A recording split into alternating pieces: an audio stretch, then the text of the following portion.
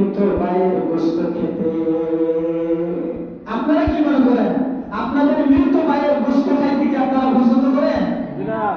আপনার ভাই মারা গেছে, তখন আপনি চিন্তা করেন বাজার থেকে আগমন আলো হয় না, তারা দেখা যাবেন সম্ভব বিষয়টি? আল্লাহ পাক রব্বুল আলামিন বলেন ওয়ালা তাজাসসু ওয়ালা ইয়াগতাব বা'দুকুম বা'দা।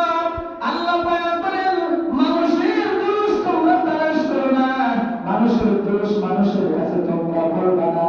আইয়ুহিব্বু আহাদুকুম আয়াকুলা লাহমা আখিহি মাইতান ফাকারিহতুমু। এই দুনিয়ার মানুষ তোমরা কি পছন্দ করবা? তোমার মৃত ভাইয়ের গোশত খাইতে কি তুমি পছন্দ করবা? না, এটা কি সম্ভব? আমরা করি না। এজন্য গীবত করা বেশি বেশি দরকার না। গীবত আমরা ছাড়তে পারবো ইনশাআল্লাহ। বলুন ইনশাআল্লাহ। ইনশাআল্লাহ। আজকে থেকে আমরা মানুষের বদনাম করব না ইনশাআল্লাহ।